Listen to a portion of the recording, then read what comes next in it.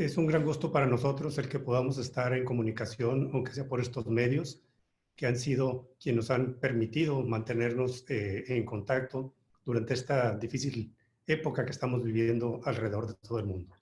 A nombre de la Sociedad Mexicana de Neumología y Cirugía de Tórax, les damos la más cordial bienvenida a este webinar en el que estamos haciendo actividades en relación a la actividad del Día Mundial del Asma, que tradicionalmente es liderada por la Iniciativa Global de Asma, GINA, pero que en esta ocasión, por la situación que estamos viviendo, ha permitido que las sociedades de manera independiente alrededor del mundo celebren las actividades que ya se tenían planeadas, ajustándolas, pues, como estamos haciéndolo ahorita, a medios digitales. Para este año, el lema que tenía preparado GINA era "No más muertes por asma", y nosotros decidimos sumarnos a esta iniciativa. Hay que recordar que el asma es una enfermedad muy frecuente en todo el mundo. Se estima que hay más de 300 millones de enfermos de asma, una cantidad de gente suficiente para poblar un país tan grande como Estados Unidos. A pesar de que hace ya casi 30 años tenemos medicamentos que son efectivos para controlar el asma y para prevenir exacerbaciones y por lo tanto muertes, es muy triste que aún sigamos teniendo una gran cantidad de muertes alrededor del mundo.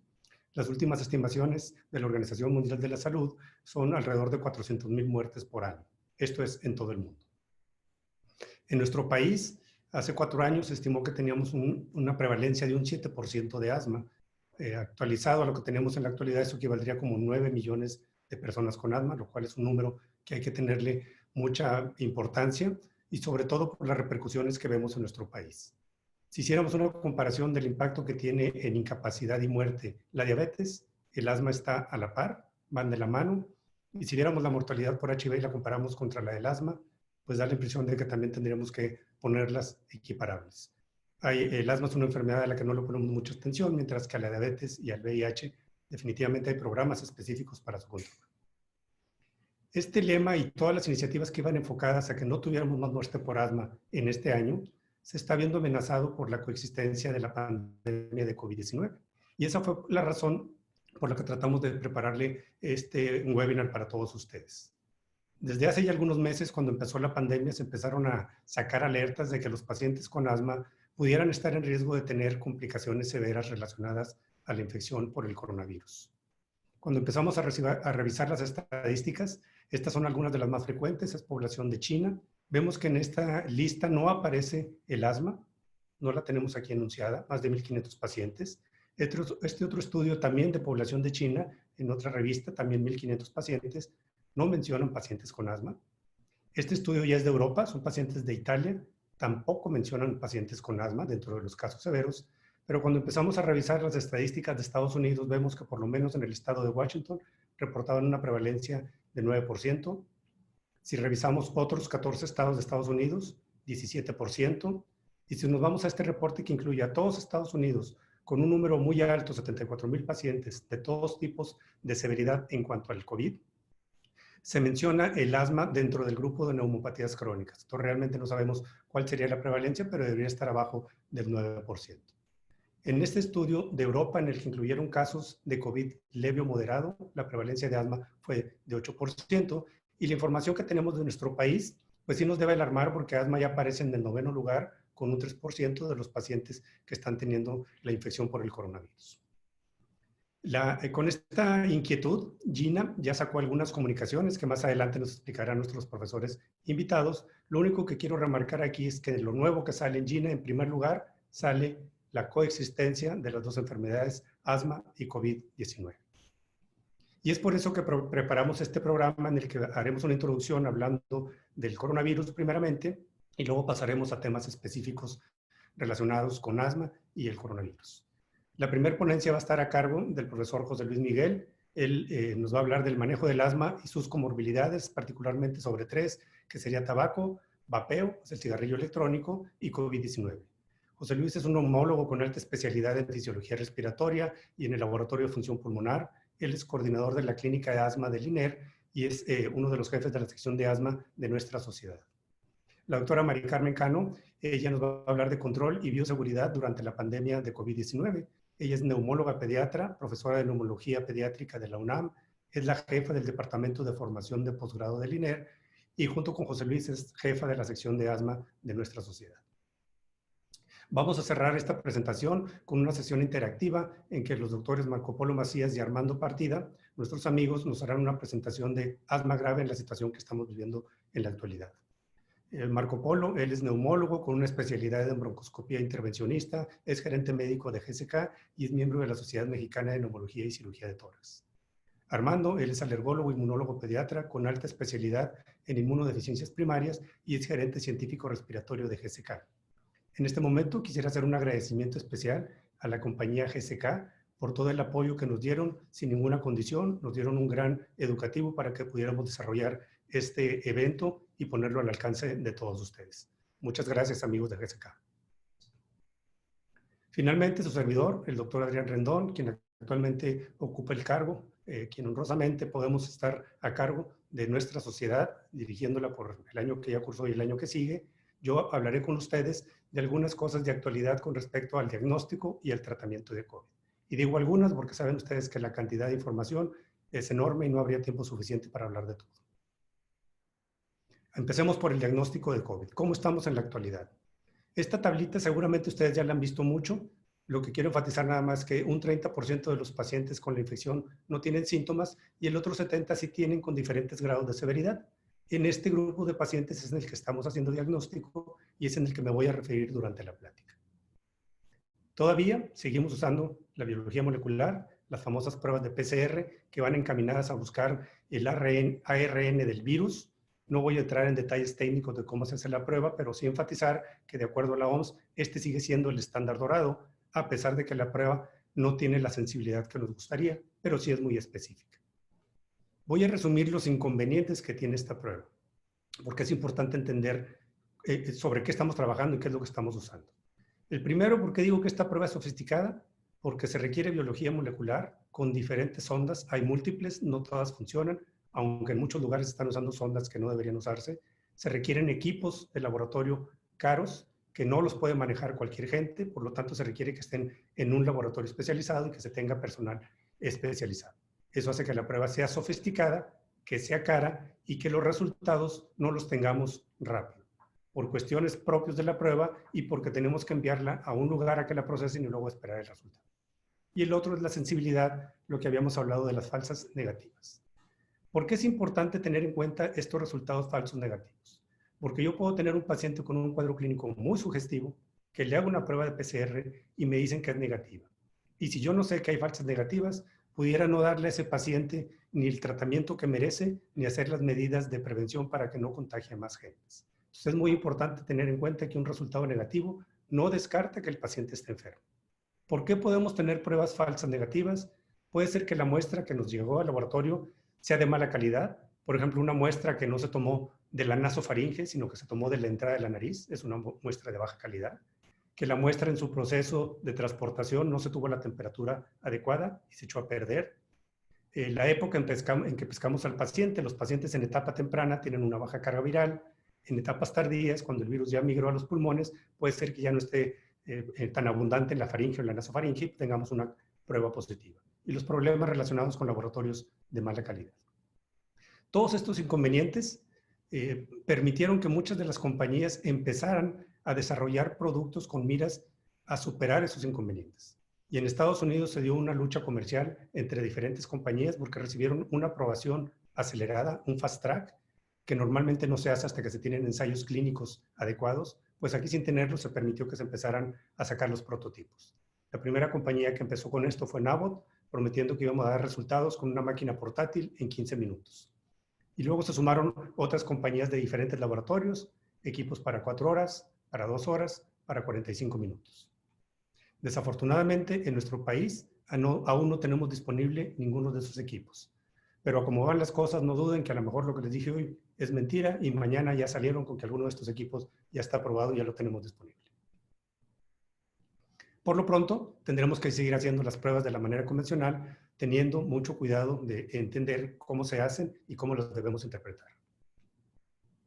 Con respecto a la serología. En la serología, diferente de las pruebas de PCR, lo que estamos buscando es lo que está en la superficie del virus. Básicamente, lo que más se ha intentado buscar es anticuerpos del paciente contra la proteína que forma la espiga, la corona característica del virus, la spike. Esta proteína se considera que es la más específica. Da reacciones cruzadas muy altas con SARS. Afortunadamente no tenemos SARS en estos momentos, pero el otro problema que podemos tener es que también puede dar reacción cruzada con los famosos coronavirus que dan el resfriado o la gripe común. Entonces hay que tener cuidado con la interpretación de estos resultados. Podemos determinar anticuerpos IgG o IgM con este tipo de pruebas.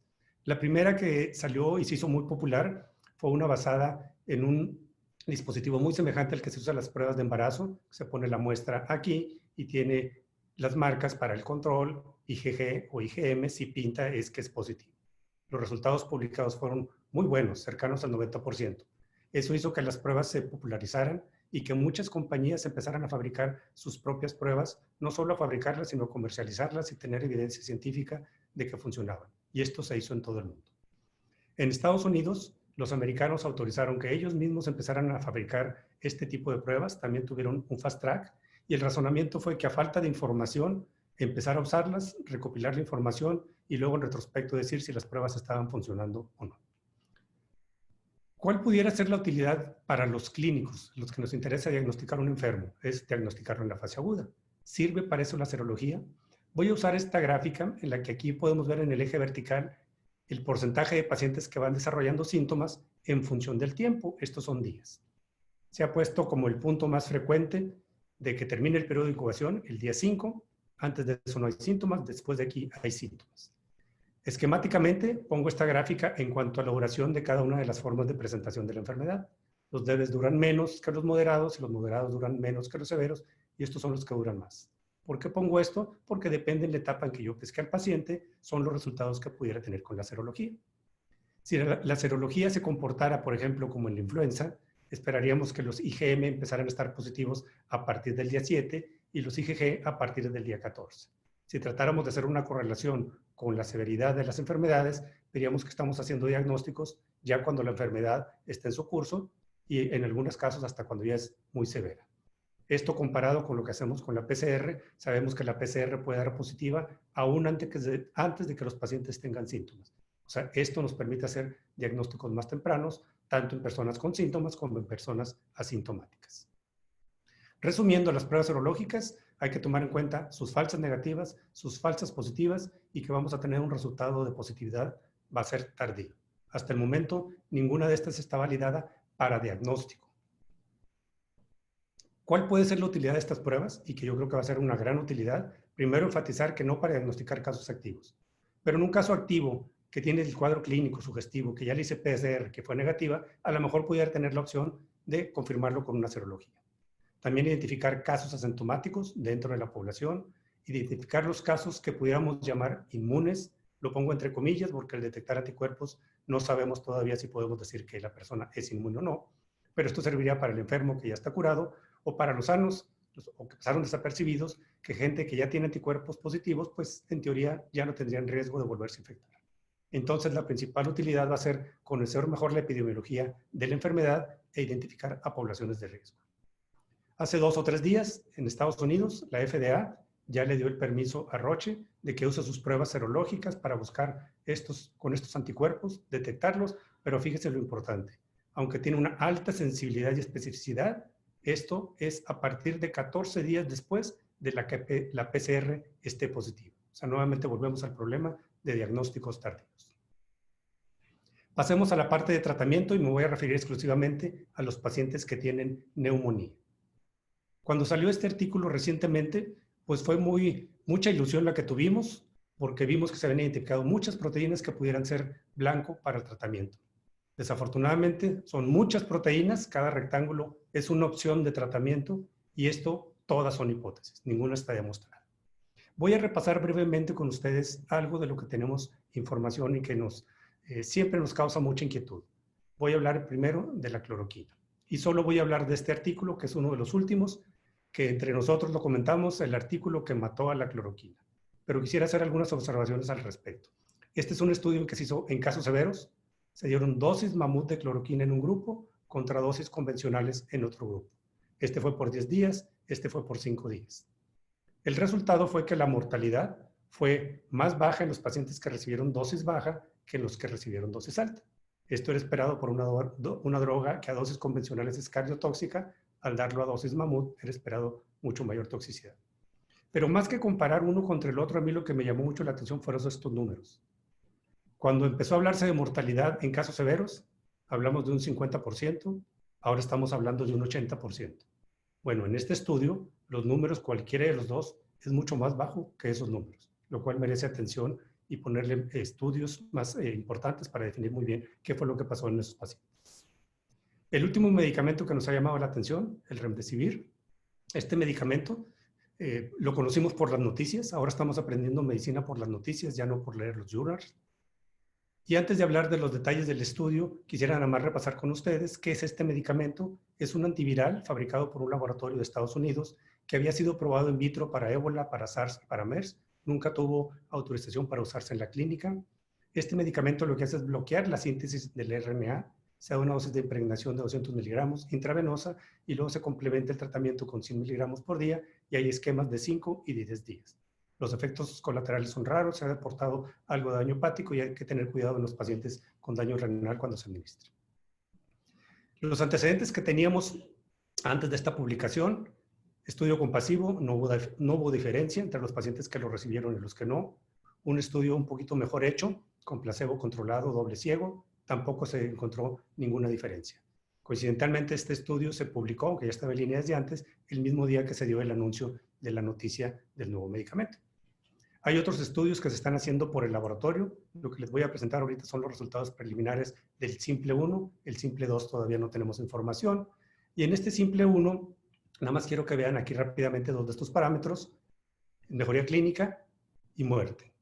La conclusión de este estudio es que lo que ellos hicieron fue comparar 5 contra 10 días. Mismas dosis, nada más diferente tiempo. En mejoría clínica, 54 contra 65%. En mortalidad, 8 a 11%. O sea, 5 días fue igual que 10 días. Entonces, por lo tanto, los pacientes no requieren que se le den 10 días en base a los resultados preliminares de este estudio. La otra cosa interesante fue que los pacientes que lo recibieron temprano fue mejor. Y nuevamente quiero llamar la atención a esto. Mortalidad son números mucho más bajos que los que estamos acostumbrados a ver en otro tipo de estudios. Y regresamos a la noticia. La noticia se basó en este estudio que está hecho por los Institutos Nacionales de Alergia y Enfermedades Infecciosas de Estados Unidos. El estudio está diseñado para comparar Remdesivir contra placebo. El estudio tiene todos los criterios que debe tener un ensayo clínico como estamos acostumbrados, es decir, un estudio muy bien diseñado, y tiene esta variante de adaptativo, que significaba que un comité externo iba a estar revisando los resultados día a día, y si se veía que empezaba a haber una señal de que el medicamento era mejor que el placebo, en ese momento se iba a dejar de dar placebo, y en los siguientes estudios que se estuviera valorando para tratamiento de COVID-19, se iba a usar como medicamento base el Remdesivir, y era el medicamento que íbamos a tratar de vencer con los nuevos medicamentos que se estuvieran probando. ¿En qué tipo de pacientes? Neumonía severa. ¿Cuáles eran los objetivos de este estudio? El principal era tiempo a la recuperación, medido porque el paciente ya no requería oxígeno y podía hacer sus actividades sin limitación, y una infinidad de objetivos secundarios. ¿Qué resultados se tuvieron? Estos son preliminares, el estudio todavía no está publicado. Más de 1,000 pacientes en cuanto a tiempo de recuperación.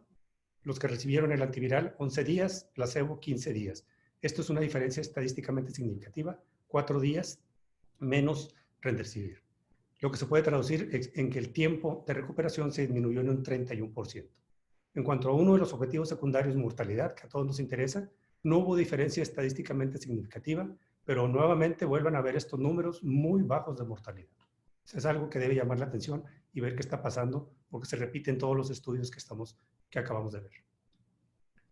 Bueno, pues la consecuencia de estos resultados fue lo que les había comentado, que ahora el Remdesivir es el comparador a vencer con otros medicamentos que se quieran probar, pero aún no podemos decir que ya tenemos un medicamento con el que podemos curar a los pacientes con COVID-19. Existen muchos otros estudios al respecto de este medicamento. La misma OMS la tiene en su catálogo de estudios multicéntricos mundiales. Entonces, seguramente pronto vamos a tener más información que nos aclare las dudas que aún tenemos al respecto. Desde principios de abril, la EMA en Europa autorizó su uso de manera compasiva, y a partir del 1 de mayo, en Estados Unidos ya se autorizó su uso no de manera compasiva, sino para tratar a pacientes con neumonía severa. Entonces, seguramente vamos a empezar a ver muchos pacientes que reciben este medicamento, y eso nos va también a aclarar muchas de las dudas que aún tenemos en la vida real. Y existe una infinidad de estudios que se están haciendo, no solo para nuevos tratamientos, sino para procedimientos diagnósticos y vacunas. El problema al que nos vamos a enfrentar es que muchos de estos estudios son repetitivos, por lo tanto van a estar compitiendo entre ellos por el presupuesto, por los pacientes, van a empezar a salir en cadena, en rosario, y va a ser muy difícil poderlos analizar con detalle y asimilar la información. Para cerrar mi plática, les quisiera nada más comentar que este estudio, que fue recomendado por este experto en medicina, pues ya fue aceptado para que se lleve a cabo. El único requisito que se le puso es que él fuera el primer voluntario que lo probara. Si esto funciona, seguramente también lo vamos a incorporar en nuestro arsenal. Con esto doy por terminada mi presentación. Les agradezco mucho la atención. Espero que estos conceptos sirvan para aclarar dudas y no para generar más. En este momento voy a ceder la palabra al doctor José Luis Miguel, el experto en asma que trabaja en la clínica de asma del INER, que nos va a hablar de comorbilidades en asma. Va a enfatizar su plática en 3 de ellas, que es tabaquismo, cigarrillo electrónico, el vapeo, y para terminarlo cerrando con lo que nos trae el día de hoy, COVID-19. José Luis, adelante, por favor. Buenas tardes a todos. Muchas gracias, doctor Rendón. Un agradecimiento especial a todos los miembros de la sociedad y al público en general que están luchando contra el coronavirus y tratando a los pacientes que tienen asma y además estas asociaciones importantes. Entonces yo voy a hablar, como mencionó el doctor, algunos aspectos relevantes que tienen que ver con tabaco, vapeo y COVID-19.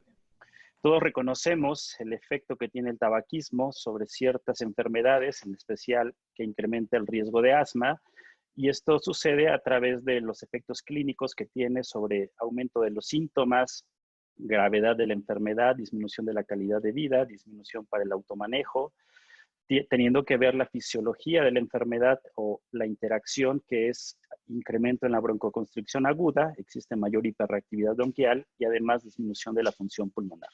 Los efectos patológicos de esta interacción es que existe todavía más inflamación de la vía aérea y esto tiene como consecuencias que en el tratamiento del asma haya mala respuesta a los corticosteroides inhalados, que son la piedra angular en el tratamiento de la enfermedad, y además en ciertos fármacos como la teofilina incrementa el aclaramiento.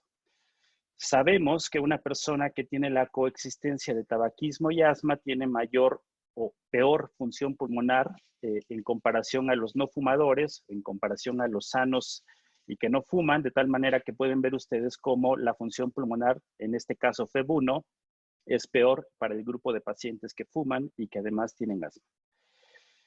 Otro aspecto importante son, el tabaquismo es una pandemia, al igual que lo es el coronavirus o COVID-19. Es una pandemia que hemos estado combatiendo desde hace mucho tiempo y ahora se le suma a la pandemia el efecto de los cigarrillos electrónicos o el vapeo. A esto le sumamos, sabemos, reconocemos los efectos fisiológicos patológicos del tabaquismo sobre el asma, pero además se le suman, en el caso del cigarrillo electrónico, otros aspectos biológicos como es, por ejemplo, el feno. Aquí les señalo lo que sucede en pacientes que tienen asma y que en mediadores de inflamación eosinofílica como el feno pueden ver ustedes cómo existe un incremento en el feno 5 minutos después de haber utilizado un cigarrillo electrónico. Estamos acostumbrados a ver que los pacientes que tienen asma y que se van a hacer pruebas de feno, les pedimos que no fumen porque reconocemos que el tabaquismo puede disminuir los valores de feno de tal manera que los encontremos como falsos negativos. En este caso sucede lo contrario. Existe otro tipo de inflamación que se asocia con los cigarrillos electrónicos y que tiene que ver con incremento en la inflamación eosinofílica. Sabemos también que el efecto por sí solo del tabaquismo para COVID-19 es mayor. En este estudio publicado, como todos, recientemente se analiza la prevalencia o las características de condiciones coexistentes como son EPOC, ser fumador actual o ser previamente fumador, y pueden ver ustedes cómo los números son significativos de acuerdo y comparables con otras enfermedades como son diabetes mellitus o como son hipertensión arterial sistémica. De tal manera que se reconoce que el tabaquismo incrementa el riesgo de padecer COVID-19 y además incrementa que esta enfermedad sea más grave o que tenga mayor progresión de la enfermedad con OR registrados de hasta 189% más. Sabemos entonces, de acuerdo a metaanálisis tempranos, a metaanálisis que están surgiendo recientemente, cómo puede suceder en el efecto de un fumador actual, cómo se incrementa el riesgo de tener muerte intrahospitalaria como consecuencia de esta interacción entre tabaquismo y COVID-19. La razón por la cual se puede explicar este incremento en la mortalidad en pacientes que fuman tiene que ver con ciertas observaciones, sobre todo a nivel de receptores. En este estudio, que está en prensa, recientemente publicado por la Revista Respiratoria Europea, se analiza la expresión del receptor de la enzima convertidora de angiotensina, tomando como control lo natural que es la mayor concentración en el riñón. Se puede identificar a través de estas biopsias cuál es la expresión en una persona no fumadora y la expresión en una persona que es fumadora. De tal manera que a través de estos estudios se puede identificar cómo existe una sobreexpresión o una sobreregulación del receptor AC2 en pacientes que sobre todo tienen tabaquismo actual. Esa es la razón por la cual se puede explicar por qué el tabaquismo o la interacción con COVID-19 tanto incrementa la susceptibilidad a la infección y además incrementa las complicaciones o la mortalidad. Además, contamos o tenemos con la otra pandemia que es el cigarrillo electrónico y que además existen condiciones asociadas como son esto que le llaman daño pulmonar asociado al cigarrillo electrónico o al vapeo. Sabemos que el diagnóstico es diferencial. Sabemos que uno puede sospechar esta enfermedad en personas que tienen infiltrados pulmonares, sobre todo a través de tomografía computada. Sabemos que es un requisito que en los últimos 90 días hayan utilizado sistemas de entrega de nicotina y que además hayamos descartado causas como infecciones cardíacas, neoplásicas o reumatológicas. El significado clínico de esto, de este EVALI, es que está incrementándose, sobre todo en estudiantes de secundaria y de preparatoria, que se asocian con daños pulmonares muy importantes que tienen que ver con daño tóxico directo térmico, daño cardiovascular, afectación psicosocial y complicaciones pulmonares, y que además se ha identificado que se asocia el EVALI o el daño pulmonar asociado a cigarro electrónico y vapeo en productos que tienen como base cannabis o también que utilizan como solvente o como sustancia soluble el acetato de vitamina E, que es uno de los mecanismos que proponen para el desarrollo de neumonitis y para el desarrollo de neumonías lipoideas. Por otro lado, sabemos que la interacción o la concomitancia de asma y el cigarrillo electrónico o el vapeo también incrementa la mortalidad. Este es un reporte también publicado en 2020 por New England, donde se analiza que condiciones preexistentes como historia de asma también contribuyen para el desarrollo de casos fatales de asma y además para casos no fatales. De tal manera que esta interacción asma y cigarrillo electrónico o vapeo también contribuyen para el desarrollo de este daño pulmonar asociado a cigarrillo electrónico. Pasando a lo que nos tiene actualmente muy ocupados, que es la pandemia de COVID-19, tenemos ciertos posicionamientos donde pueden surgir ciertas dudas con respecto a los tratamientos. Sabemos que una postura, tanto de la CDC como de la OMS, es que no se recomienda utilizar corticosteroides sistémicos porque se asocian a tener mayor riesgo con el tratamiento. Y se postula que no deberían ser utilizados para tratar daño pulmonar o choque inducido por COVID-19 que no sean en un contexto de ensayo clínico controlado. Entonces, esto nos pone en una postura de los pacientes que están recibiendo ya sea corticosteroides orales, porque la gravedad del asma así lo amerita, o utilizan corticosteroides inhalados, ¿es conveniente continuarlos? ¿Es necesario suspenderlos? ¿O cuál es la postura? En este caso, también el posicionamiento de la CDC nos dice que el tener asma moderada o grave y sobre todo no controlada es un factor de riesgo para la adquisición de COVID-19.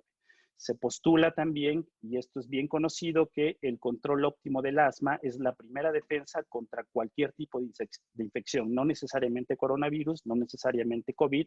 También se ha estudiado en influenza, en otros tipos de coronavirus como SARS o como MERS, de tal manera que es primordial mantener un adecuado control de la enfermedad, y esto se puede lograr, o solo se puede lograr, continuando el tratamiento de mantenimiento, por lo que no es recomendable suspender los medicamentos de mantenimiento que incluyen corticosteroides inhalados en los pacientes con asma.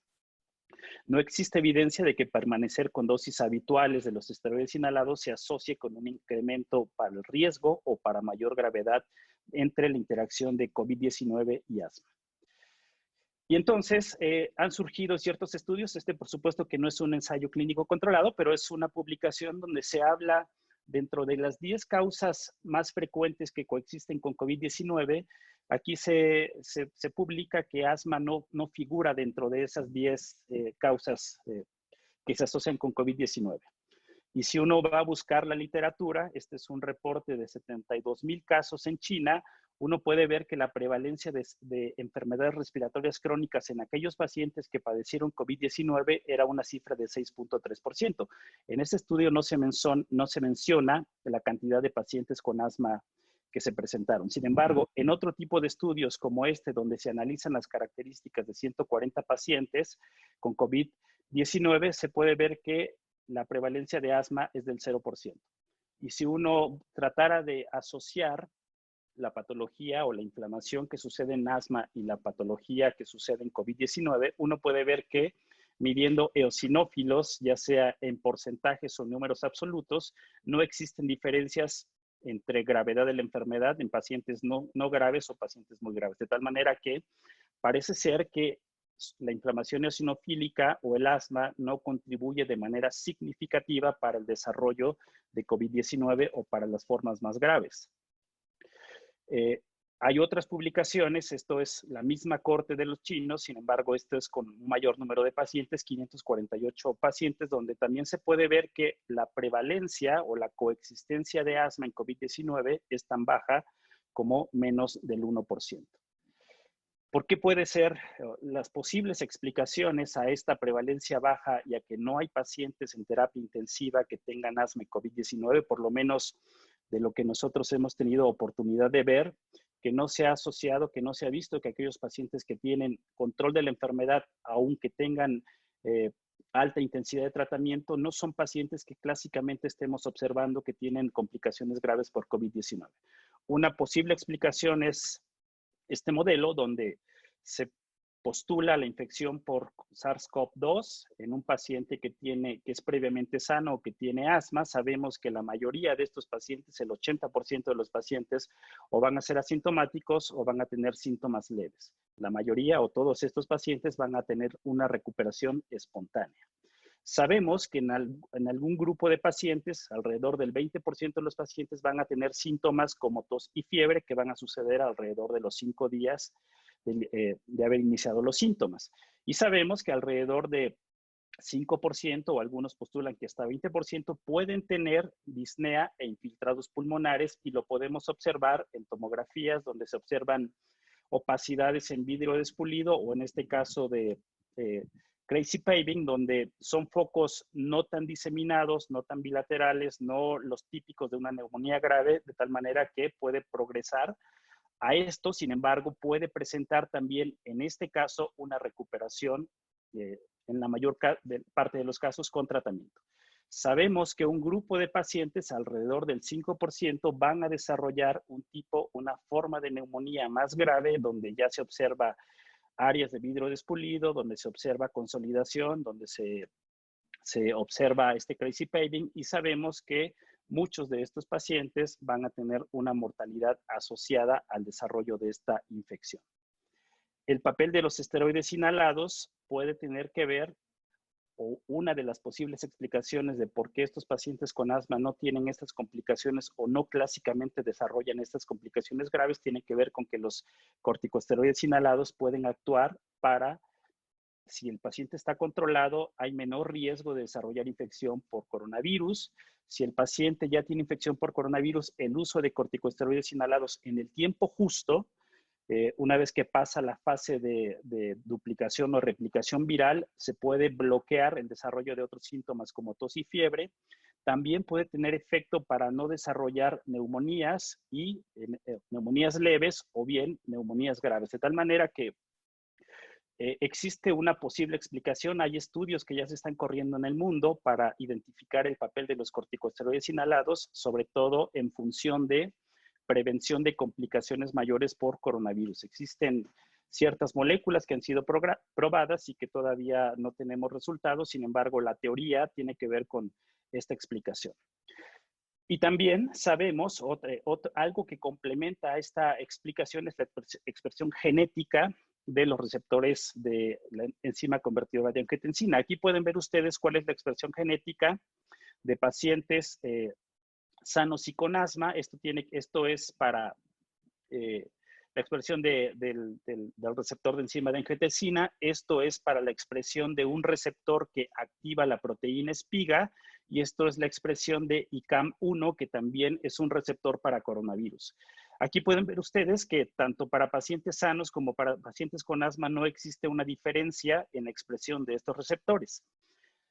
Una cosa interesante es que después del tratamiento con corticosteroides inhalados, y esto sucede en una forma dosis dependiente, pueden ver cómo a dosis altas de esteroides inhalados existe una menor expresión de los receptores de la enzima convertidora de angiotensina 2, de tal manera que en estos estudios de biopsias o en estos estudios que analizan el epitelio y además el esputo, pueden ver ustedes cómo la utilización de los corticosteroides inhalados se asocia con una menor expresión tanto del receptor de la enzima convertidora de angiotensina como de este receptor que activa a la proteína espiga. De tal manera que esto también contribuye a la explicación de por qué los pacientes con asma pueden tener menos complicaciones. Esto no significa que de ahora en adelante a todos los pacientes que tienen sospecha de coronavirus hay que iniciarles un esteroide inhalado, porque por supuesto que esto es una evidencia reciente. Es necesario tener ensayos clínicos controlados donde se puedan corroborar estas observaciones. Y bueno, finalmente a este respecto, nosotros como parte de la Sociedad Mexicana, en el INER hemos desarrollado un documento donde hacemos unas recomendaciones para los pacientes que tienen asma en esta temporada de COVID. Básicamente se resumen a que cualquier persona puede tener síntomas y no necesariamente síntomas más graves que otros, que esto significa que los pacientes no deben de suspender o modificar cualquiera de sus medicamentos de asma si están bien controlados. También que si tienen síntomas que se salen un poco más de lo habitual, sin tener los datos graves de coronavirus, que son fiebre y disnea o hipoxemia, lo conveniente es autoaislarse en casa hasta que los síntomas se hayan resueltos. Es conveniente tener un plan de acción para saber en qué momento duplicar o incrementar la dosis de los corticosteroides inhalados o utilizar los medicamentos rescatadores. También es importante no acudir a los hospitales COVID, no sobresaturar a los hospitales, utilizar servicios alternativos como son centros de salud o contacto directo con sus médicos tratantes a través de consultas telefónicas o por videoconsulta. Y sin embargo, si los síntomas son graves o se requiere de un consejo adicional, pues es necesario ponerse en contacto con sus médicos. Gina también ha desarrollado unas recomendaciones donde también se recomienda continuar los medicamentos inhalados. Se postula que si existen exacerbaciones de asma, se deben de tomar ciclos cortos de esteroides tal y como los establecen los planes de acción escritos. Los pacientes que se encuentren en tratamiento biológico deben de continuar con su tratamiento de la manera en la que se han estado haciendo. Incluso hasta se pueden incluir nuevos pacientes con asma grave que califiquen para un tratamiento biológico. También se recomienda no utilizar o evitar en lo posible los nebulizadores. Se recomienda que el dispositivo ideal son los dispositivos de dosis medida presurizada para tratamiento de la crisis, que si se utilizan espaciadores que no sean compartidos por otros pacientes en casa, de tal manera que, pues, a manera de conclusiones, podemos decir que las personas que tienen asma y que además tienen una interacción con ser fumadores, el tratamiento, los corticosteroides tienen menor beneficio, estos pacientes tienen más síntomas, tienen mayor disminución de la función pulmonar, tienen menor control. El tabaquismo en esta situación de coronavirus, de COVID-19, se incrementa con mayor gravedad a través del incremento de la expresión de los receptores de la enzima convertidora de angiotensina 2. El cigarro electrónico tiene efectos biológicos adicionales a los pacientes que fuman tabaco normal. Y la asociación de asma y vapeo es un factor de riesgo para hospitalización y muerte por daño pulmonar asociado con cigarrillo electrónico o vapeo. El óptimo control del asma es la primera línea de defensa contra infecciones como coronavirus, COVID-19, y no se asocia con incremento en el riesgo en la gravedad. El uso de los corticosteroides inhalados en sujetos con asma previene exacerbaciones, se asocia además, de acuerdo a ciertas observaciones, estos estudios que les presenté, con reducción en la expresión de receptores AC2 en esputo y en epitelio, y por lo tanto tienen que ser continuados durante esta pandemia de COVID-19. Con esto yo termino y agradezco mucho su atención. Le damos las gracias al doctor José Luis por su excelente ponencia. Seguramente aclaró muchas de las dudas que ya teníamos y en la sesión de preguntas y respuestas podremos enfatizar algunos de estos puntos. En este momento vamos a proceder a la siguiente ponencia, que va a estar a cargo de la doctora Cano, neumóloga pediatra, que también trabaja en la clínica de asma del INER y que es jefa de la sección junto con el doctor José Luis de la sección de asma de nuestra sociedad. Adelante, doctora Cano. Muchas gracias, doctor Rendón. Gracias a todos los asistentes y pues también agradeciendo el trabajo que están haciendo día con día. Y bueno, pues vamos a hablar algo que nos ocupa acerca de la seguridad en nuestras áreas de trabajo sobre todo, y que pues es indispensable que lo llevemos en estos tiempos del COVID. Y bueno, pues esto es lo general, lo que todos hablamos acerca de cuidados preventivos, la prevención primaria, y que hablamos los médicos y hablan los medios y todos estamos expuestos a esta información básica. Y pues básicamente lo importante de esto es que no solamente basta con una sola medida, sino son todas las medidas en conjunto lo que hace que se pueda prevenir un poco más el contagio, ¿no? Y lo importante es de recalcar que no debemos de evitar también que hay otras medidas de prevención, sobre todo de contacto, que muchas veces pues evitamos que tengamos infecciones, sobre todo intrahospitalarias. Algo que también se habla mucho es acerca de esta mitigación comunitaria, y esto es de gran relevancia en cualquier pandemia. Lo vivimos en la influenza, y lo vivimos todo el tiempo cuando estamos hablando acerca de algún tipo de pandemia. Lo que se busca, pues, es esto que le llamábamos aplanar la curva, y precisamente, ¿por qué se busca esto? Pues no nada más por evitar el número de contagios activos, el número de contagios diarios, sino también porque pues ya lo estamos viviendo, ¿no? Una carga excesiva de casos al día, pues va a tener una carga muy importante en los hospitales, en la infraestructura.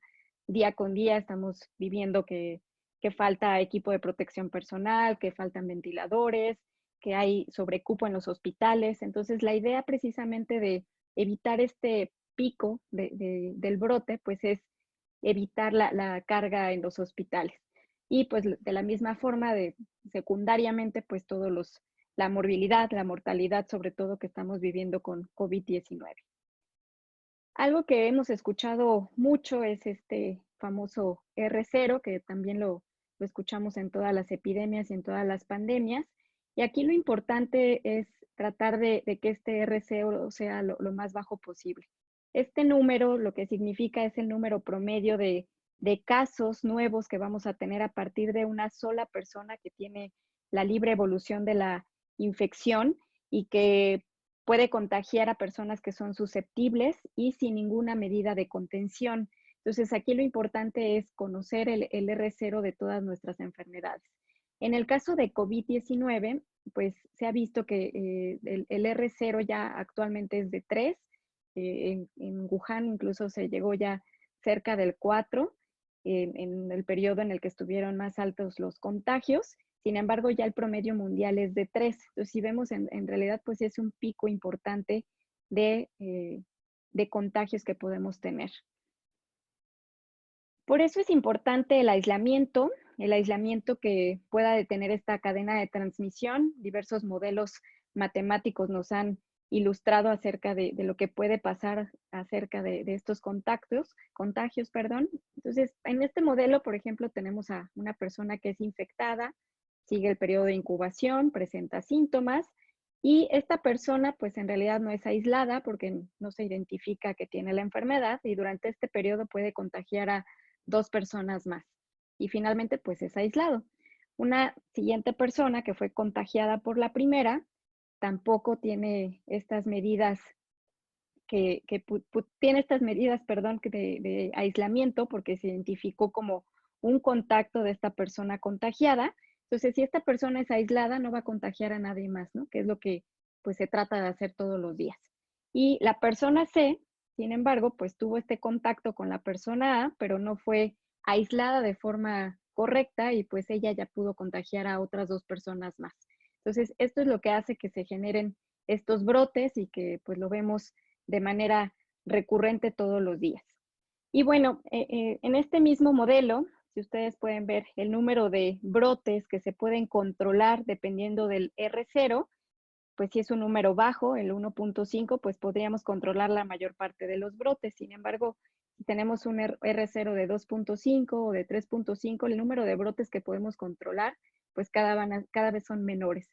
Entonces, si tomáramos en cuenta que el R0 sea de 2.5, que es más bajo que el que tenemos actualmente para el SARS-CoV-2, podríamos tener un control del 90% de los brotes si el 80% de los pacientes que fueron contactos de estos enfermos fueran localizados y aislados, ¿no? Entonces, en realidad, pues tendríamos que hacer una vigilancia epidemiológica pues muy extrema para poder tener un control adecuado de las infecciones. Y pues no lo vemos y por eso es que tenemos tantos brotes y tantos casos día con día.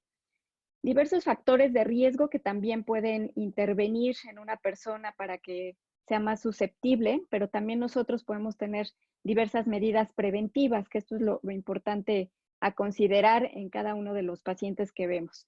Pacientes que pues finalmente tendrán factores predisponentes, factores que podrán ser precipitantes, ¿no? Que sobre todo esto es lo que podríamos controlar un poco más, el contacto con personas infectadas, superficies contaminadas, vomites, y factores permanentes que finalmente pues no vamos a controlarlo de forma adecuada, y todas las medidas preventivas que podíamos tomar al respecto con cada uno de ellos. ¿Qué es lo que hacemos en todas estas recomendaciones generalmente? Y bueno, pues nada más para ver el tamaño del coronavirus y por eso tan importante que tengamos este control, sobre todo no nada más de aerolizaciones, de gotas, por el tamaño que presenta este virus.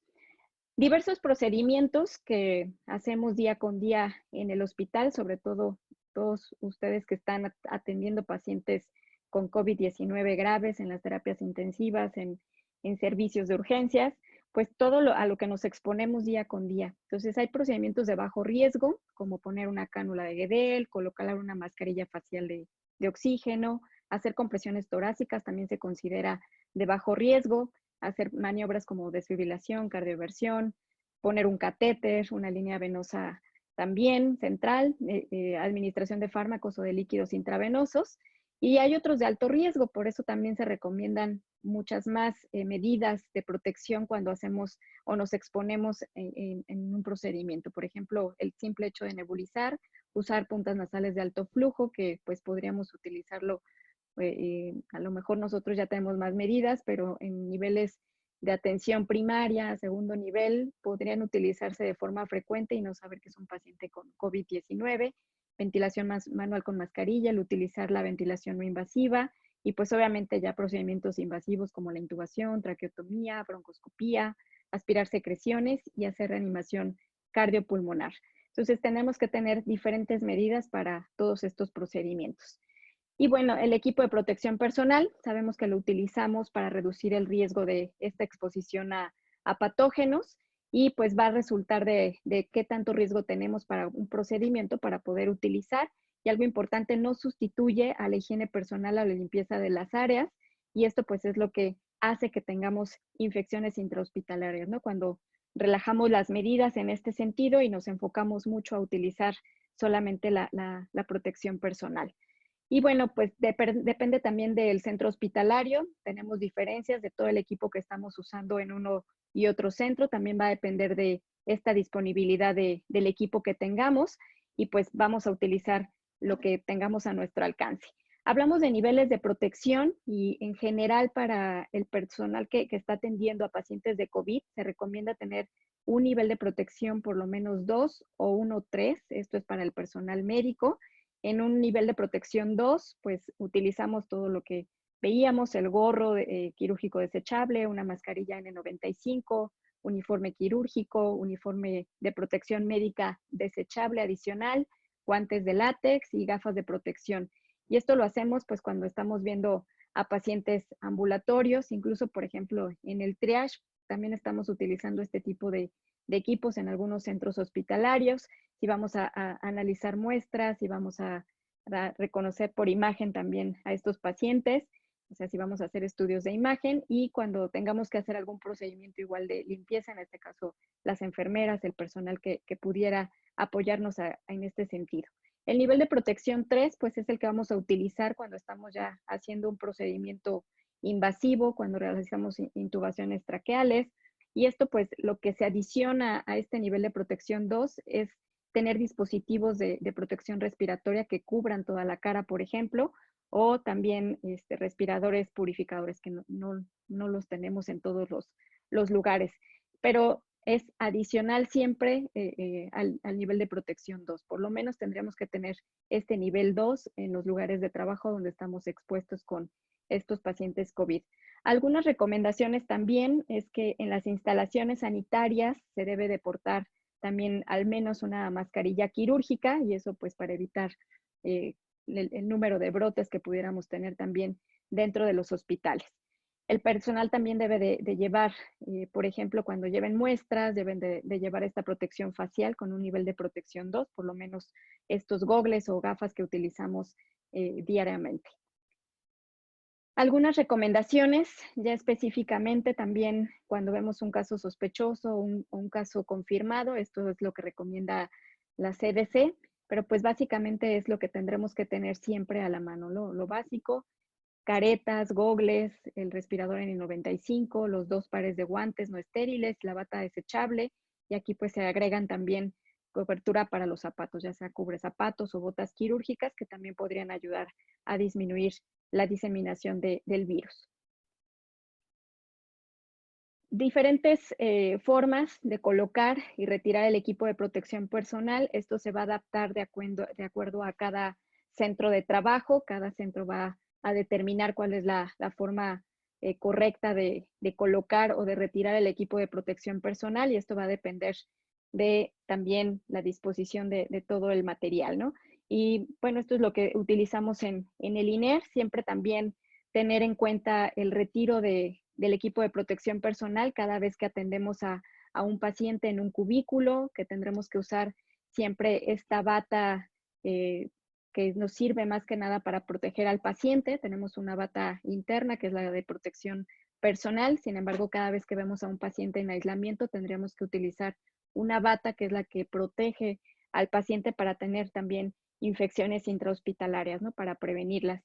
Entonces, siempre tomar en cuenta lo que tengamos como recomendación en cada uno de nuestros centros de trabajo y finalmente para irnos a casa tendremos que también tener otras recomendaciones para no salir del hospital tal cual después de revisar a los pacientes, ¿no? Entonces, cada una de estas medidas que sumadas hacen un esfuerzo para que tengamos una menor tasa de infecciones y pues que son básicamente lo que nos protegen como personal de salud. Las mascarillas quirúrgicas, pues ha habido mucha controversia en cuanto a su uso. Actualmente, pues ya lo que se recomienda es, al menos en los centros de trabajo donde estemos expuestos y no estemos directamente con el paciente, pues es utilizarlas. Las más útiles son en este caso las que tienen 3 capas. Las 3 capas, la capa externa evita el contacto con las gotas, la capa media es el filtro y la capa interna absorbe la humedad. Entonces, esto lo que hace es protegernos de adentro hacia afuera. Esa es la idea del equipo quirúrgico, ¿no? Por eso empezó con los cirujanos. Proteges a la persona que está junto a ti, si tú estás enfermo, evitas que estas gotas en su mayoría salgan y puedan contagiar a más personas. Algo importante, ya lo sabemos, si está húmeda pierde esta eficacia y por eso hay que recambiarlos de forma constante. Este es un estudio en el que se midieron el número de contagios por diferentes virus, coronavirus, que no era específicamente SARS-CoV-2, por influenza y por rinovirus. Y lo que podemos ver es que cuando el paciente no utiliza una mascarilla facial o la utiliza, dependiendo del tamaño de partícula, de más de 5 micras o menos o igual de 5 micras, pues podemos ver que con coronavirus sí hay una diferencia, por ejemplo, con partículas grandes y partículas más pequeñas, ¿no? En cuanto al proteger, en cuanto al riesgo de infecciones. Entonces es mejor utilizar las mascarillas, por eso también ya se recomienda más en el uso comunitario, ¿no? Y bueno, los N95, que son los que tendremos que utilizar cuando vamos a atender pacientes directamente con COVID-19. También diversos estudios que se han hecho de simulación acerca de qué tanto nos puede proteger una mascarilla quirúrgica o una mascarilla tipo N95, o bien si no utilizamos una mascarilla, ¿no? Entonces, cuando tose el paciente simulado de forma normal, la dispersión con los diferentes cubrebocas, si no lo utiliza 68 centímetros, si utiliza una mascarilla quirúrgica 30 centímetros, y si utiliza un N95 15 centímetros. Un paciente que tiene daño pulmonar moderado, pues lo mismo, van a hacer mucho mayor la distancia a la que se logra dispersar cuando no utilizamos ninguna de estas medidas, o con un daño pulmonar grave también sucede lo mismo. Entonces, por eso es que se recomienda utilizar estas dos tipos de mascarillas. Otras barreras que actualmente pues también se utilizan debido a este alto contagio que puede existir cuando hacemos estos procedimientos invasivos, estas cámaras de acrílico que las hemos visto ya en todos los centros hospitalarios, las caretas, y de esta forma pues podemos evitar el contagio directo al inhalar, al tener contacto con estas gotas o estos aerosoles. Estos son estudios también de simulación en el que podemos ver que todas estas áreas que no quedan protegidas pues pueden tener también partículas que lleven virus, gotas que nos pueden también llevar al contagio, ¿no? Todo por eso se debe de proteger todo lo que quede de piel, cabello, todo, porque en todos lados se puede pegar este tipo de partículas. El uso racional también es algo que se ha insistido, también se habla acerca del uso extendido, por ejemplo, de las mascarillas, dependiendo del tipo de actividad que tengamos en los distintos hospitales, y también como tipo de personal, pues también debemos de recalcar este uso racional, porque pues sabemos que ya lo vivieron en otros países y no siempre va a haber equipo de protección personal para todos. Los guantes, lo importante es tener guantes de látex y guantes de nitrilo en caso de tener alergias, que son los mejores para tener el contacto con los pacientes, ¿no? Son los que tienen mejores propiedades químicas y físicas, y eso los hace los mejores para atender pacientes.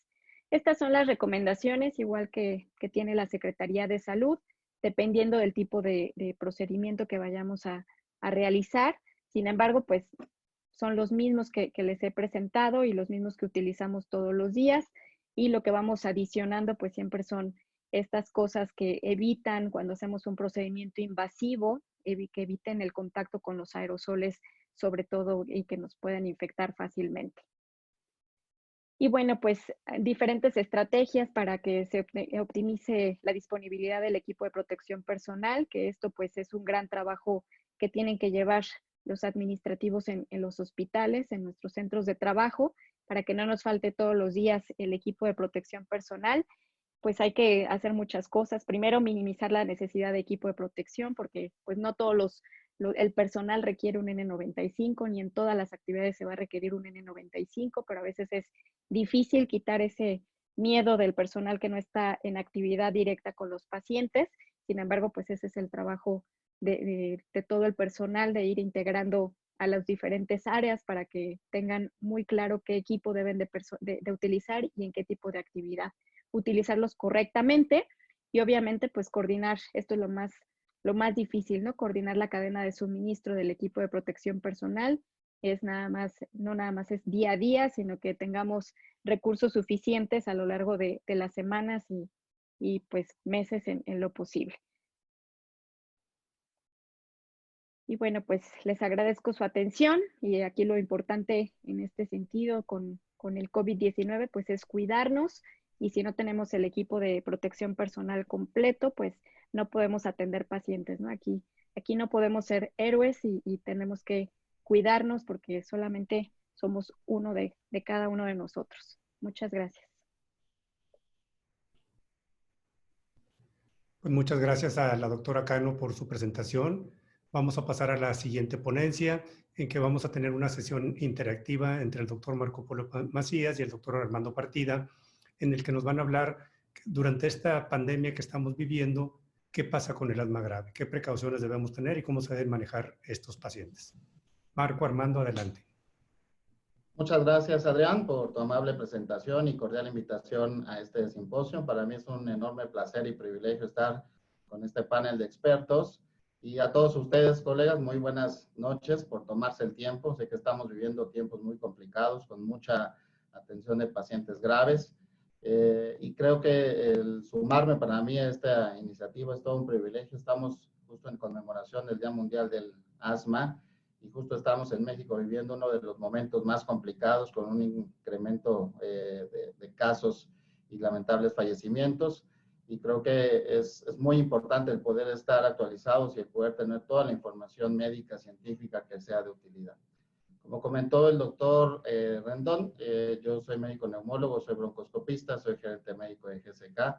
Sin embargo, quiero declarar que esta presentación no tiene ningún carácter promocional ni es su intención, sino sumarnos a este esfuerzo científico por tener mejor información y pues, nos pueda repercutir en una mejor atención de los pacientes. El doctor José Luis Miguel, de forma muy puntual y precisa, abordó el tema de pacientes con asma en el sentido de los factores de riesgo que pudieran implicar y si realmente existe un factor de riesgo incremental para los pacientes que están sufriendo de COVID. Y una de las frases que retomo es: el control óptimo del asma es la primera defensa contra la infección. Creo que esto es algo fundamental. Hoy en día tenemos un problema de ausencia de control de forma importante, no solamente en México, sino en el mundo. Y sin duda, hoy más que nunca tenemos que reforzar e impulsar este tema del control adecuado del asma. Sin embargo, ¿qué hay con el paciente con asma grave? Con este paciente sintomático, persistente, dependiente de uso de medicamentos, con este paciente que se exacerba de forma frecuente. Y es por eso que esta última discusión la vamos a llevar entre Armando, que es un estimado colega y además amigo y con amplio conocedor de pacientes con asma grave y el tratamiento de los mismos, con los cuales yo tengo el privilegio de poder compartir este foro para poder interactuar de una manera dinámica. Y muchas gracias, Armando, por estar aquí. Te saludo. Bien, muchas gracias, Marco, por la presentación también. Yo me sumo a este agradecimiento para todos ustedes que están atendiendo de alguna u otra forma a los pacientes afectados por COVID. Y también me sumo al comentario de Marco Polo en el sentido de que declaro mi conflicto de interés como gerente médico para GSK, pero que el contenido de la siguiente discusión no obedece fines promocionales y tratamos de respaldar, apoyar el conocimiento del área. Para entrar, digamos, ya en esta parte dinámica, me gustaría, Marco Polo, hacerte 4 preguntas que nos permitan tener un panorama claro de los pacientes con asma grave bajo este entendido de la contingencia actual.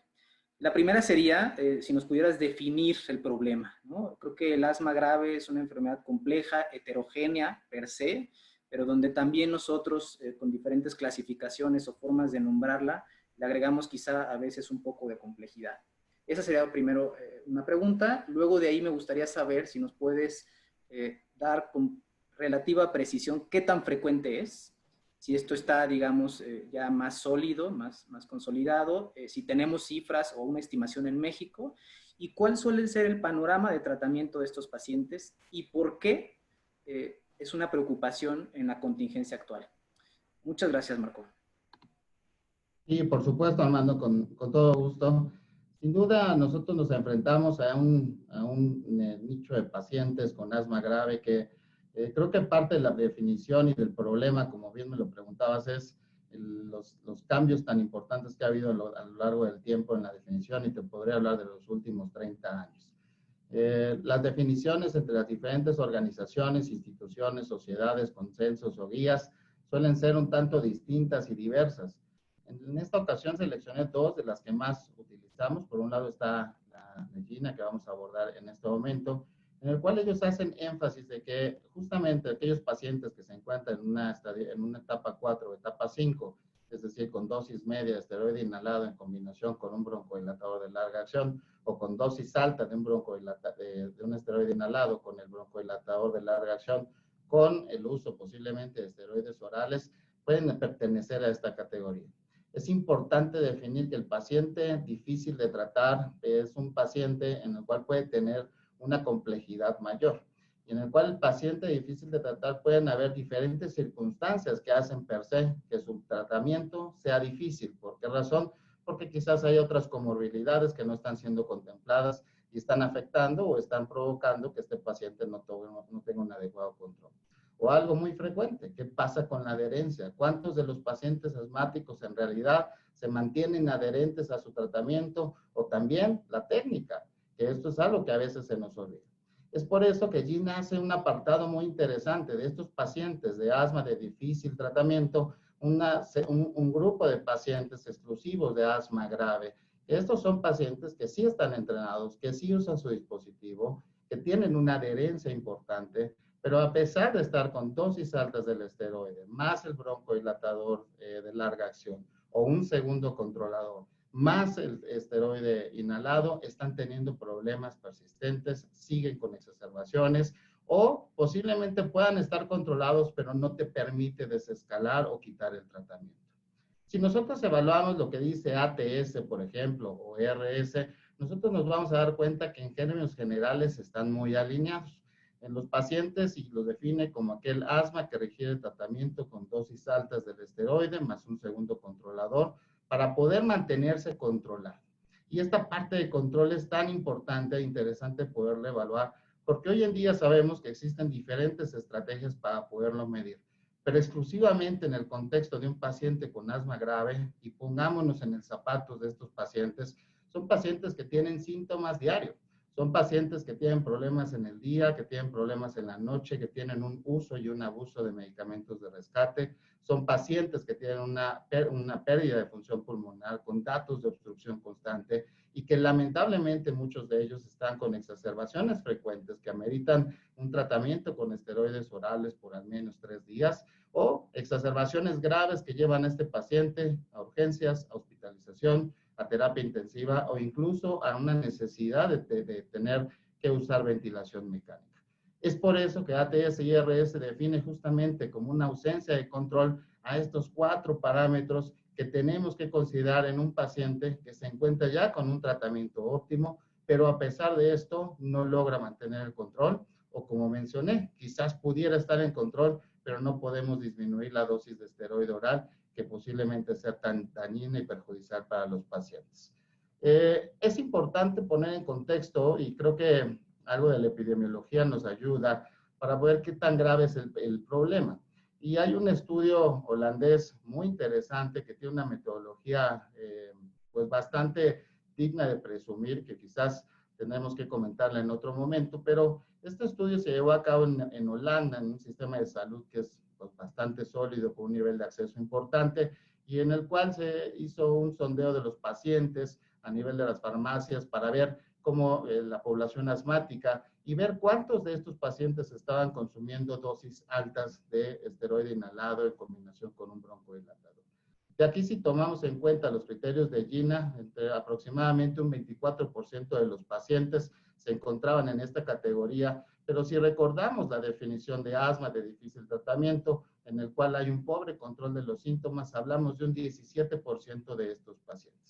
Si tomamos en cuenta este 17%, se vio que tan solo el 20% de este 17%, que esto equivaldría al 3.6% de los pacientes, en realidad eran pacientes que tenían una buena adherencia y una buena técnica. ¿Por qué nos sirve esto? Porque esta información es valiosa, porque sin duda nos da un panorama más real de qué tan grave es el problema. y en esta población un 3.6% de los pacientes de acuerdo a GINA o un 4.5% de los pacientes si tomamos en consideración los criterios de la ERS y ATS que acabamos de mencionar.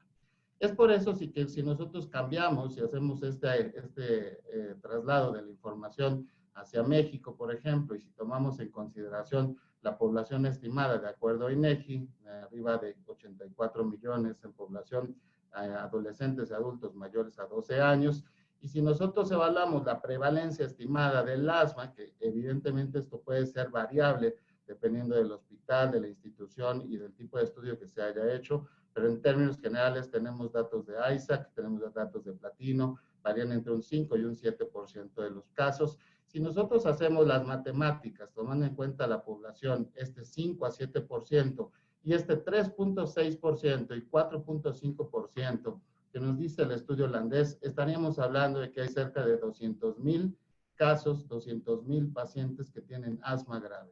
Asma, pacientes sintomáticos, pacientes que están con un tratamiento a dosis altas, con uso de esteroides orales y que permanecen sin control. Y recordemos, son pacientes que pueden tener 4, 5 exacerbaciones por año, son pacientes con un alto impacto en calidad de vida y con una alta limitación. Y ojo, estamos hablando justamente de que estos pacientes tienen exacerbaciones. ¿Con qué tratamientos están los pacientes? Pues posiblemente estén no con 1, sino 2 o 3 medicamentos de control, con medicamentos de rescate, y lamentablemente una gran proporción de estos pacientes estarán con corticosteroides sistémicos de forma rutinaria para poder mantenerse y para que los síntomas les permitan disminuir para poder mantener una vida entre lo posible lo más normal. ¿Cuál es el problema con los corticosteroides sistémicos? Que eventualmente sabemos que son medicamentos que tienen complicaciones cuando se utilizan a largo por periodos prolongados, que es justamente lo que queremos evitar. Queremos evitar exponer y darle más riesgo a este paciente. Sabemos que el uso de los esteroides sistémicos tiene afecciones, simplemente a nivel o incremento en el riesgo de infecciones, problemas musculoesqueléticos, problemas endocrinológicos, problemas cutáneos, etcétera. Como ustedes pueden ver, esto es un incremento, es dosis dependiente. Entre más dosis de esteroide sistémico yo le estoy dando a mi paciente, en mayor riesgo lo estoy exponiendo. Y es por eso que este grupo particular de pacientes con asma grave que requiere el uso de esteroides orales para poder, o sistémicos, para poder mantener su sintomatología, es algo que nos preocupa. Si nosotros revisamos la información que tenemos en relación al uso de esteroides, y ya el doctor José Luis explicaba esto y presentó este estudio del doctor Halpin, en el cual trata de hacer una revisión de cuál es la evidencia que tenemos en relación al uso del esteroide en los pacientes con asma en el contexto de una pandemia como la que estamos viviendo con COVID-19. Y sin duda, de forma teórica, y si nosotros pensamos en los esteroides, son medicamentos que nos pueden afectar la inmunidad y que entonces esto potencialmente nos podría poner en un riesgo incremental. También se ha hablado de que los pacientes que tienen asmáticos tienen una alteración en sus vías inflamatorias, una disminución en la producción de interferón y que esto nos puede condicionar a un incremento en el riesgo de enfermedades. Una realidad es que el paciente asmático es un paciente que tiene un incremento en el riesgo de exacerbaciones y que aproximadamente hasta un 80% de las exacerbaciones en pacientes asmáticos son debidas a infecciones virales, siendo sin duda el rinovirus una de las principales, pero también tenemos influenza. Tenemos influenza A, influenza B. Recordemos que si recordamos la pandemia del 2009, cuando nosotros los pacientes asmáticos eran un principal factor de riesgo de desarrollo de enfermedad, en el cual había series entre 16 y 25% de como mayor riesgo de poder tener influenza y asma. ¿Qué pasa en el tema de COVID? Sabemos que existen diferentes mecanismos y justo uno de los artículos que mencionó del doctor Peters de la Universidad de California, que fue recientemente presentado en el Blue Journal, que de hecho se encuentra en prensa, es un artículo en el cual pone en contexto esta situación, la expresión de los genes en esputo, de la enzima convertidora de angiotensina y de la otra enzima, la TRMP-SS2, cómo esto puede tener una relación importante, si bien para el paciente asmático versus el control no hay una diferencia importante, sí el uso del esteroide inhalado interfiere de forma positiva, disminuyendo el riesgo y la expresión de estos genes que como sabemos forman parte importante de la patología de esta pandemia. Es por eso que los incito a seguir con el tratamiento tal como lo explicó el doctor José Luis. No solamente es una institución, son muchas organizaciones las que se encuentran recomendando, y esto es tan solo un resumen, un breve resumen de lo que está sucediendo. Justo el día de hoy hubo una conferencia por parte del ERS en relación a asma y COVID con el doctor Guy Brussel, que estuvo muy interesante. El día de hoy se publicó GEMA, la actualización 5.0. Les invitamos para que la vean y la descarguen. Y justamente el mensaje sigue siendo el mismo, ya sea de la OMS, ya sea del ATS, ya sea de GINA, de ERS o de nuestra sociedad. La postura es, tenemos que hacer que el paciente esté bajo control. El tratamiento con esteroide inhalado en un paciente es importante y sabemos que un paciente tratado y controlado va a ser un paciente que va a estar más estable. No tengamos ni expongamos a este paciente a una disminución del medicamento o quitarlo, ya que esto lo puede condicionar mayor riesgo o debutar con una crisis asmática, y lo último que queremos en este momento es mandarlo al hospital. Por eso es muy importante seguir estas recomendaciones, tener una clara comunicación con el paciente, con los familiares, sobre la necesidad de seguir con el tratamiento de forma adecuada. Y tomando esto en consideración, Armando, yo quisiera preguntarte, sabemos que los pacientes con asma grave son pacientes que quizás están ya con muchas opciones de tratamiento y que lamentablemente 4 o 5 medicamentos a veces parece ser no suficiente. Hoy sabemos muchas cosas, sabemos que el asma es una enfermedad muy heterogénea y esa sería mi primera pregunta, porque ¿qué sabemos en términos de fenotipos de la enfermedad? Todos se comportan igual, las vías de expresión inmunológicas son iguales. ¿Qué diferencias hay entre cada uno de estos? ¿Y cuál sería la relevancia en términos de tratamiento? Si yo identifico un fenotipo particular en el paciente asmático, ¿esto qué me va a permitir? ¿O qué opciones de tratamiento, específicamente hablando de tratamiento biológico, podemos tener hoy en día para ofrecerles a estos pacientes? Gracias, Marco, por esa pregunta y por esta síntesis de justamente el panorama de los pacientes mexicanos con asma grave y esta preocupación genuina ante la contingencia o la situación actual. Me llamó la atención y de hecho creo que lo voy a retomar, creo que es algo muy valioso porque hemos tenido muchos años y mucha experiencia con diferentes medicamentos y conocemos bien que la mayoría de nuestros pacientes van a responder a estas intervenciones y que incluso esos pacientes con asma grave es probable que una vez que iniciamos un esteroide sistémico logremos el objetivo de mantener un control de la enfermedad y digamos disminuir significativamente las exacerbaciones, pero pues, ninguno de nosotros queremos mantener a nuestros pacientes ahí. Tomando esto en cuenta, también hay que recordar que todos los pacientes con asma, por definición, y el hecho de haber desarrollado asma, pues nos habla de que hubo, digamos, ahí un problema entre ese diálogo del epitelio respiratorio, el sistema inmune y otras vías que empezamos a entender mejor. Entonces, justamente el escarbar un poco en esta fisiopatología es lo que nos ha abierto oportunidades de dar tratamientos más específicos. Entonces, repitiendo un poco este hilo de ideas, por un lado, el corticosteroide sistémico ha sido muy eficaz en controlar síntomas, en disminuir exacerbaciones, porque digamos que barre o disminuye de una manera generalizada toda la respuesta inflamatoria. Sin embargo, todos los eventos adversos relacionados al uso crónico, sobre todo dosis antiinflamatorias, pues son una preocupación para todo médico que trata pacientes con asma grave. Ahora, si lo, digamos, trasladamos al terreno actual que estamos viviendo, en donde sabemos que los esteroides inhalados a dosis altas y los esteroides sistémicos a dosis antiinflamatorias podrían, digamos, por el conocimiento previo de otras infecciones virales, favorecer un incremento en la carga viral o un incremento en la capacidad de replicación de los virus y por ende, digamos que desde el punto de vista teórico, preocuparnos de tener a nuestros pacientes ahí, pues es que genera estas preguntas de manera natural.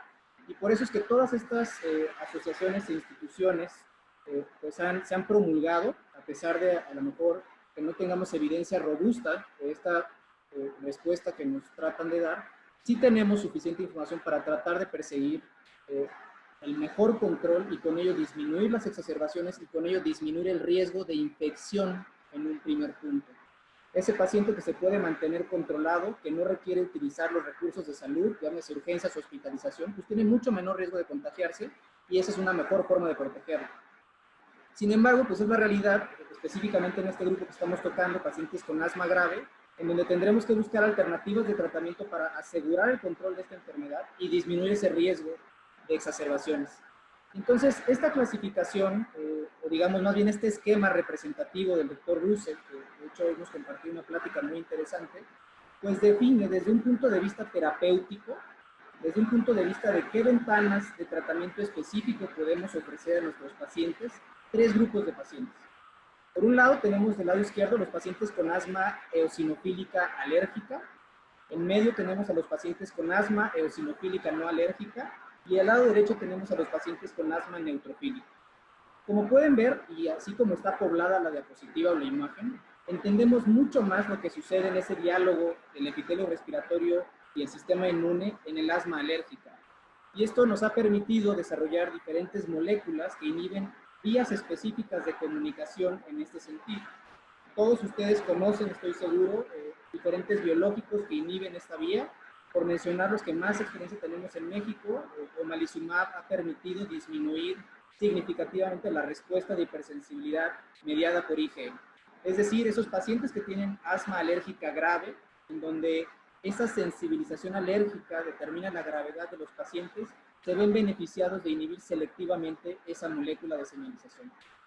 Por otro lado, los pacientes que tienen asma eosinofílica, pero en donde no podemos identificar un alérgeno como responsable de su gravedad y que conocemos cada vez más detalladamente que este diálogo entre el epitelio pulmonar y el sistema inmune tiene que ver más con un sistema inmune innato, pero que también favorece el infiltrado de eosinófilos, pues también nos ha abierto otras pautas de tratamiento que son las más recientes incorporaciones a nuestro arsenal terapéutico. No quiero dejar de lado, pero es importante reconocer esos pacientes que si bien son una minoría, también son difíciles de tratar y pueden estar expuestos a un tratamiento ineficaz. Los pacientes que tienen un asma grave, donde el, digamos, responsable de esa inflamación son los neutrófilos, pues evidentemente si no nos damos a la tarea de conocer este endotipo o esta, digamos, protagonista, que son los neutrófilos, el paciente va a seguir recibiendo esteroides a dosis altas, ya sean inhaladas o inclusive sistémicos, y no va a responder.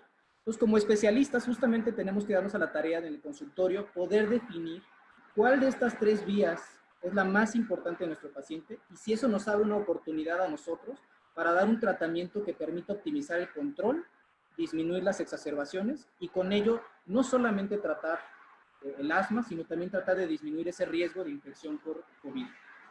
Estos son los 4 biomarcadores que tenemos, digamos, para uso clínico. Hay muchos otros de uso, digamos, en investigación, pero estos 4 son los que utilizamos todos los días en el consultorio. Esto lo digo con fines de tomar una decisión de tratamiento. Evidentemente aquí podemos ver que no está la evaluación de la función pulmonar, sin embargo, esta no se toma en cuenta para decidir si se da o no un biológico en la realidad de hoy. Entonces podemos tener diferentes resultados. La biometría hemática nos puede determinar 2 cosas que son diferentes. Por un lado, eosinofilia, que la definimos como más de 500 eosinófilos por microlitro. Y por otro lado, los eosinófilos como un biomarcador que nos permiten identificar si el paciente es candidato a recibir una antiinterleucina 5. Y aquí les comparto 3 puntos de corte, porque cada punto de corte identifica a un biológico que específicamente se va a asociar con un beneficio clínico en estos pacientes. Un paciente con asma grave que tiene más de 150 eosinófilos por microlitro en la biometría hemática es candidato a recibir mepolizumab, un anticuerpo monoclonal que inhibe interleucina 5. Este mismo paciente con asma grave que tiene más de 300 eosinófilos es candidato a recibir mepolizumab y también benralizumab. Y si tiene más de 400 eosinófilos por microlitro, será candidato a recibir benralizumab, mepolizumab y reslizumab. Ojo, estos 3 puntos de corte, si ustedes se fijan, ninguno de ellos estamos hablando de un paciente con asma grave y con eosinofilia periférica. Son pacientes con asma grave que pasan ese punto de corte y los hace candidatos a recibir un beneficio con un anticuerpo que va a inhibir esa vía de inflamación. ¿Okay? De hecho, la mayoría de los pacientes que hoy se han acumulado en los diferentes estudios de las diferentes moléculas, la media de los eosinófilos de estos pacientes no rebasa los 400 eosinófilos por microlitro. Por otro lado, y probablemente vale la pena hacer la precisión puntual del el rol de las IGEs específicas y el rol de la IgE total, porque muchos pacientes, no solo en México, sino alrededor del mundo, están siendo tratados hoy con un biológico que inhibe inmunoglobulina E solamente al haberse identificado elevación de esta molécula y no realmente la candidatura en donde se documentó IgEs específicas documentando una alergia como mecanismo que explica la gravedad de ese paciente. Entonces, la IgE específica, ya sea por prueba cutánea o en sangre, es el biomarcador para evaluar la candidatura de tratamiento con un biológico que va a inhibir inmunoglobulina E. Y la IgE total es un biomarcador que vamos a tomar en cuenta para dosificar al paciente. Otro punto interesante es la citología en esputo inducido. Definitivamente la seguiremos leyendo, es una herramienta muy valiosa, en términos relativos es barata, sin embargo es un poco complicada llevarlo a cabo desde el punto de vista operativo o logístico. Entonces cada vez cae más en desuso para el consultorio, para la realidad clínica. Aquí nos va a informar con respecto al predominio celular y bueno, en términos generales, esto hoy en día en México solamente se hace bajo algunos escenarios particulares, más con fines de investigación o en un paciente particular en donde se cree que va a recibir un beneficio este procedimiento. Y una realidad cada vez más frecuente en nuestros consultorios es la disponibilidad de una fracción exhalada de óxido nítrico, que es un buen biomarcador para documentar inflamación, para documentar respuesta a un corticosteroide inhalado e inclusive para documentar adherencia a estas intervenciones. Y empieza a tomar un papel importante para dar rol como un biomarcador para evaluar candidatura a un biológico, ¿no? Finalmente quiero resumir los tres alternativas que hoy tenemos como una realidad para nuestros consultorios, para estos pacientes con asma grave. Son tres los biológicos, el primero de ellos que conocemos ampliamente, 11 años de experiencia en México, que es omalizumab, que va a inhibir específicamente la inmunoglobulina E, con ello va a interrumpir su interacción con su receptor y el mecanismo de hipersensibilidad tipo 1, mediado por IgE, es decir, esta desgranulación súbita dada la exposición al alérgeno, se va a ver inhibida. Está aprobada en México para sujetos a partir de los 6 años de edad y también incluye la población de asma moderada. Dos de las más recientes adquisiciones en nuestro arsenal terapéutico son estos dos biológicos que entran en un grupo que se conocen como antiinterleucina 5, mepolizumab y benralizumab. Tienen mecanismos de acción diferentes. Mepolizumab va a inhibir a interleucina 5 y benralizumab va a pegarse a la subunidad alfa del receptor de interleucina 5. Mepolizumab va a inhibir o disminuir significativamente y selectivamente la inflamación eosinofílica.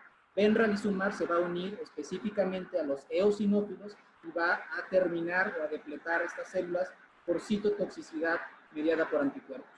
En términos generales, estos biomarcadores nos permiten hoy tomar decisiones y es importante reconocer que son alternativas que pueden mejorar el control de la enfermedad, pueden asociarse a disminuir corticosteroides sistémicos y con ello disminuir la carga relacionada a los efectos adversos de este tipo de tratamientos de manera prolongada.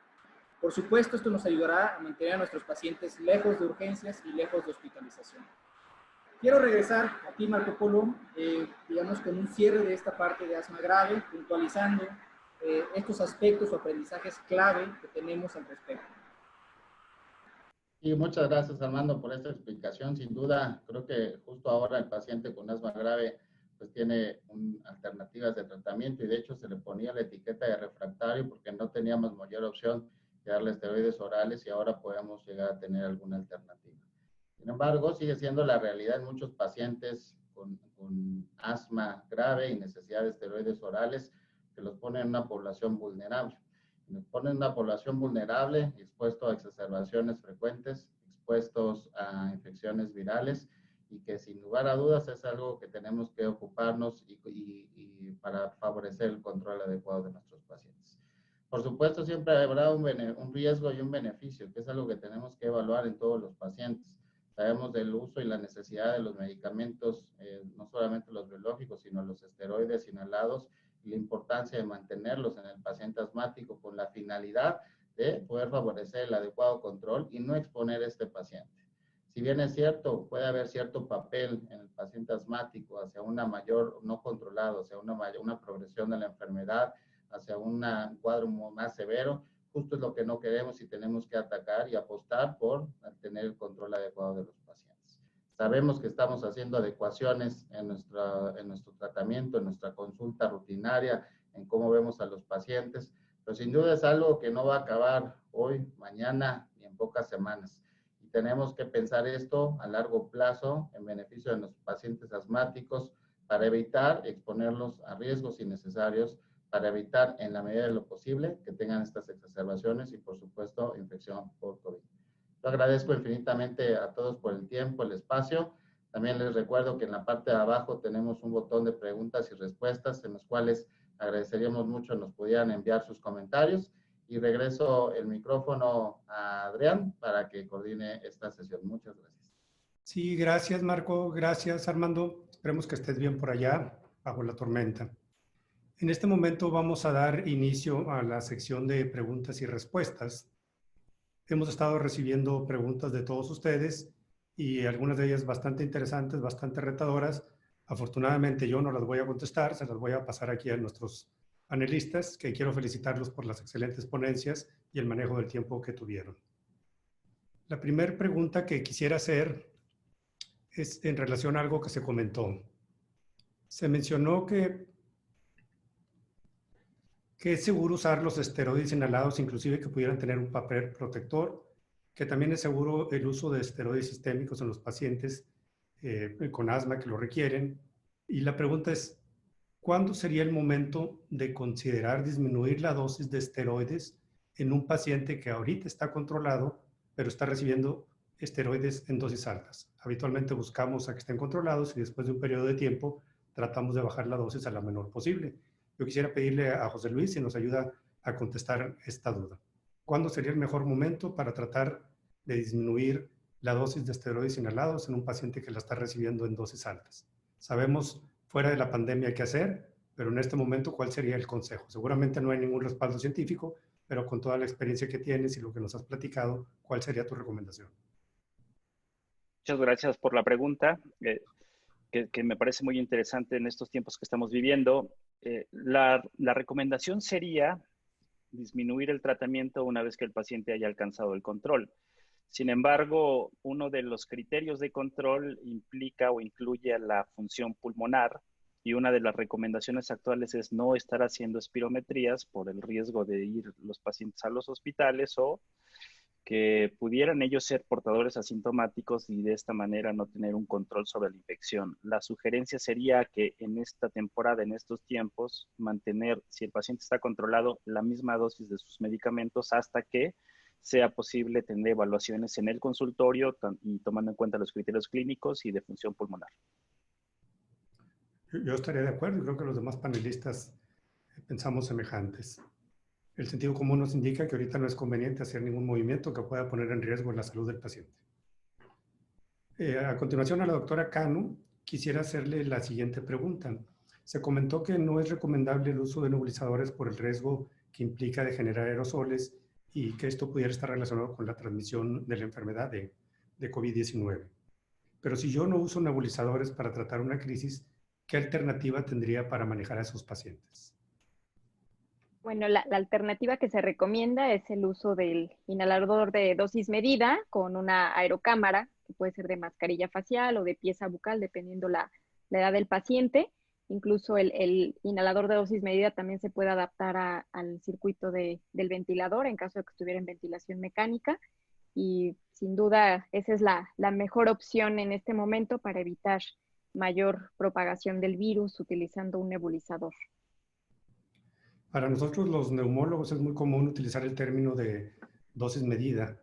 Es un término, una traducción de Estados Unidos, del inglés, pero para la gente que no está familiarizada en el primer nivel de atención, lo que nos estamos refiriendo son los famosos sprays.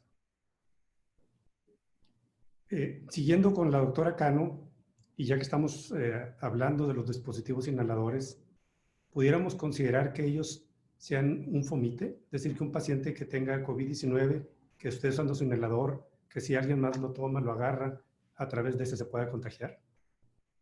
Sí, también puede ser un fomite. De hecho, siempre se recomienda hacer la limpieza de los dispositivos, ya sea en el spray o en polvo seco, el limpiarlos por fuera después de utilizarlos.